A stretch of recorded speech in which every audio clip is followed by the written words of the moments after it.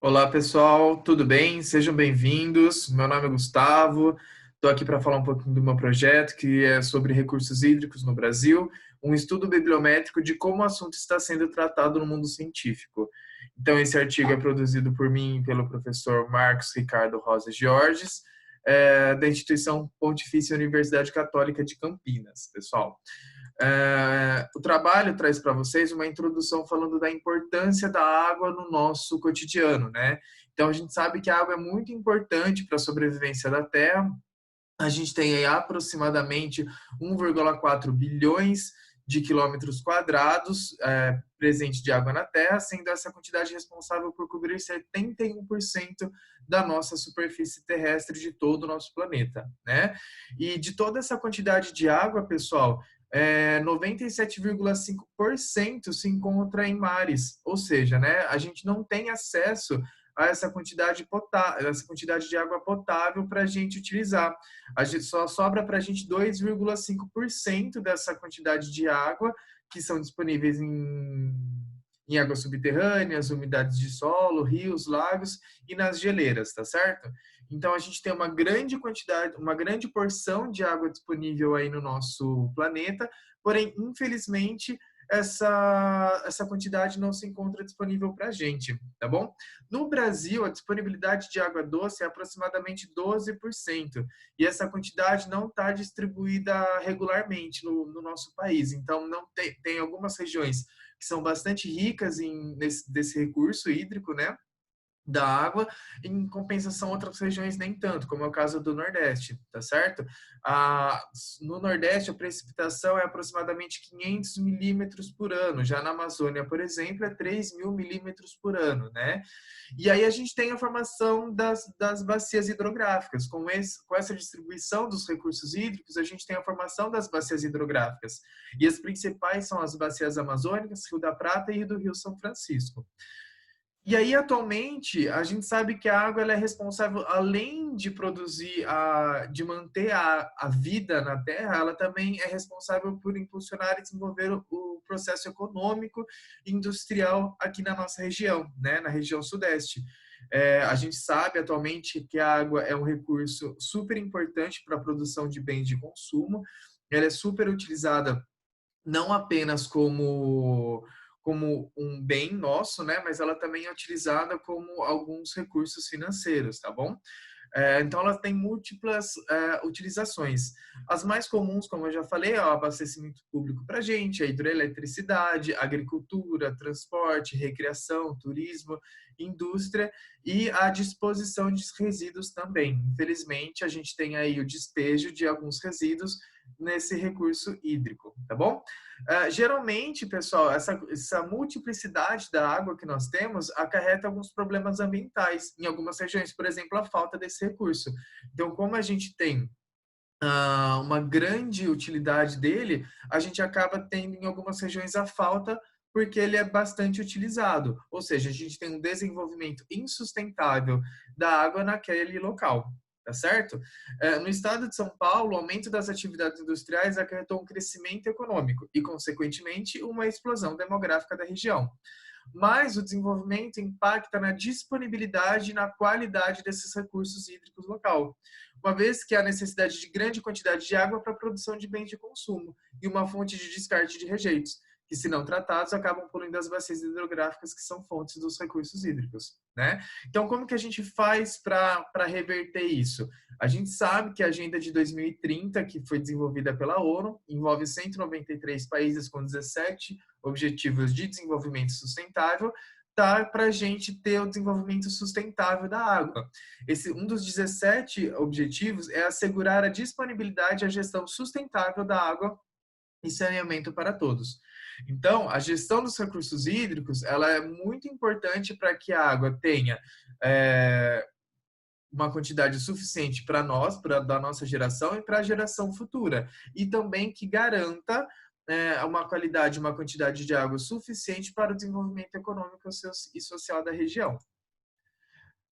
Visto então todos esses problemas, pessoal, eu trago para vocês o problema e a justificativa desse trabalho. Então, a escassez da água está cada vez mais presente, graças ao crescimento populacional e às mudanças climáticas, como esse recurso é de suma necessidade para a população e para o desenvolvimento industrial e econômico, para os agronegócios. É importante a gente fazer um resumo bibliométrico para a gente ver como que as pesquisas estão sendo efetuadas no âmbito da no âmbito de pesquisas. Então, como que a gente está pesquisando essas bacias hidrográficas? Como que esse recurso hídrico está disponível? Como que esse recurso está sendo gerido? Como que ele está sendo tratado no âmbito de pesquisa, tá bom? O meu objetivo, então, nesse trabalho é bem simples, é pesquisar os principais metadados dos artigos científicos envolvendo recursos hídricos brasileiros, visando a apresentação de um panorama da produção científica sobre o tema.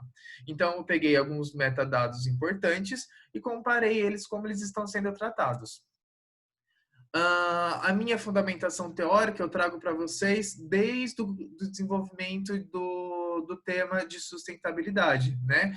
Então, o termo desenvolvimento, ele vem sempre sendo questionado, desenvolvimento econômico ou desenvolvimento em si? Quando eu trago um desenvolvimento econômico para uma região, essa região está sendo desenvolvida? Desenvolver o quê? Né? Então, até algum tempo atrás, a gente acreditava que ao ter um crescimento econômico, ao ter um desenvolvimento econômico, a gente tinha o desenvolvimento daquela área.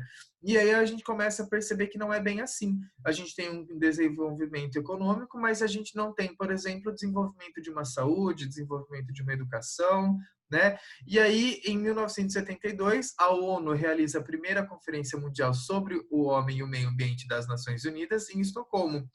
E aí, em 83, forma-se a Comissão Mundial sobre Meio Ambiente e Desenvolvimento, que gerou o relatório de Brundtland. E aí, em 1987, a gente traz a definição de desenvolvimento, mas traz uma ideia de desenvolvimento sustentável. Então, o que seria o desenvolvimento? A gente satisfaz as nossas necessidades atuais do ser humano, mas também não compromete a capacidade das gerações futuras de satisfazer as suas próprias necessidades. Ou seja, eu posso utilizar os recursos naturais para satisfazer as minhas necessidades, como a água, a vegetação, posso, não tem problema nenhum, desde que seja comedido. Eu não posso simplesmente sair desmatando a torta direita, não posso sair poluindo os mananciais, porque eu preciso pensar nas populações futuras, nas próximas gerações, tá certo? Depois do relatório de Brundtland, o conceito de desenvolvimento sustentável foi novamente levantado na ECO 92, que foi realizado no Rio de Janeiro em 92 pela ONU também. Então, essa conferência trouxe 21 proposições conhecidas como Agenda de 21, que são um conjunto de resoluções para conciliar o crescimento econômico e social com a preservação do meio ambiente e dos recursos naturais. Então, nessa conferência, 179 países participaram e definiram em seu território as bases de preservação do meio ambiente para que ocorra desenvolvimento sustentável. Então, como que eles iam efetuar o desenvolvimento sem prejudicar o meio ambiente?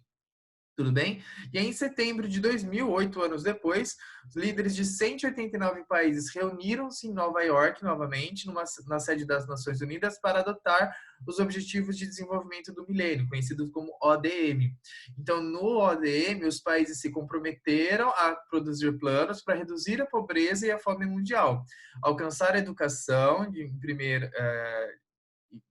alcançar educação boa, promover a igualdade entre os sexos e a autonomia da mulher, reduzir a mortalidade infantil, melhorar a saúde materna, combater a AIDS, o HIV, a malária e outras doenças, garantir a sustentabilidade ambiental e estabelecer uma parceria global para o desenvolvimento até 2015. Tá certo?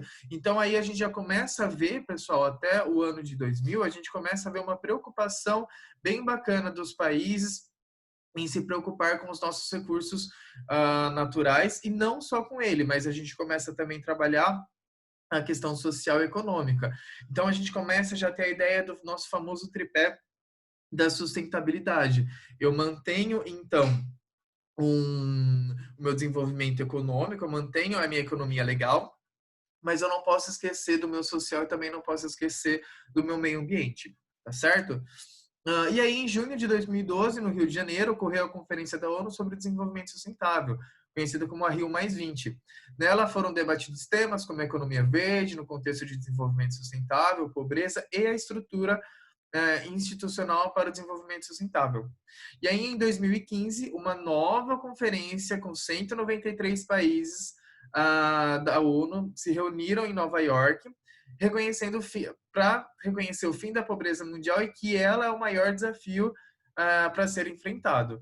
Então, eles decidem que realmente a pobreza ela é um desafio que tem que ser tratado, só que é muito difícil de enfrentar esse problema.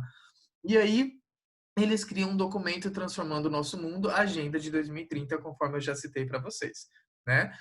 Nela, os países se comprometem a tomar medidas para promover o desenvolvimento sustentável em todos os países nos próximos 15 anos, ou seja, até 2030, tá certo? E aí a gente tem apresentado os 17 Objetivos de Desenvolvimento Sustentável, o ODS, e 169 metas para acabar de vez com a pobreza e promover a vida digna para todas as pessoas.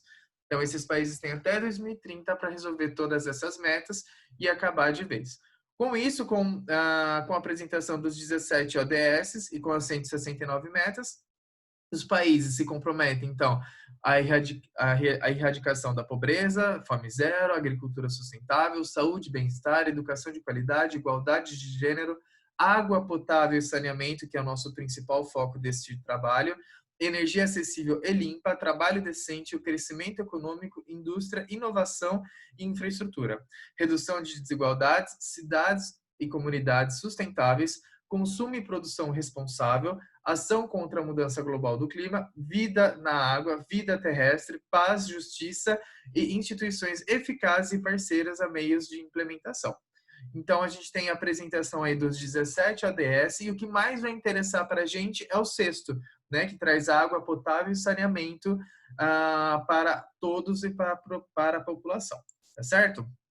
Então, como a água faz parte do desenvolvimento sustentável e a qualidade e quantidade deste recurso está presente na Agenda de 2030, os recursos hídricos são de total interesse do estudo do meio científico, né?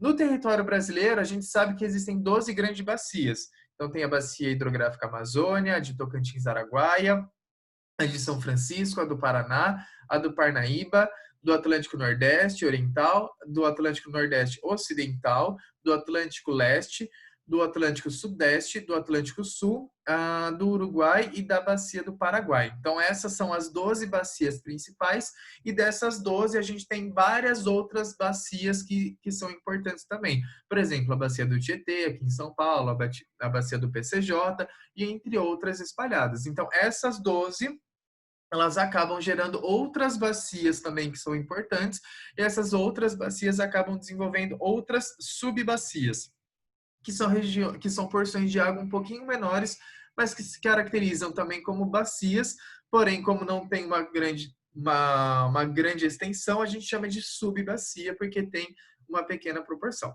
tá certo? A resolução do CONAMA exige a elaboração de estudos de impactos ambientais.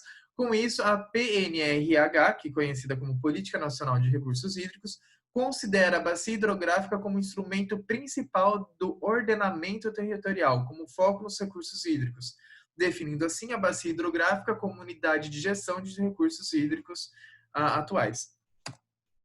A metodologia foi bem tranquila que eu utilizei, então a gente utilizou a base dos periódicos da CAPES, eu utilizei as palavras bacias hidrográficas, São Paulo e recurso hídrico.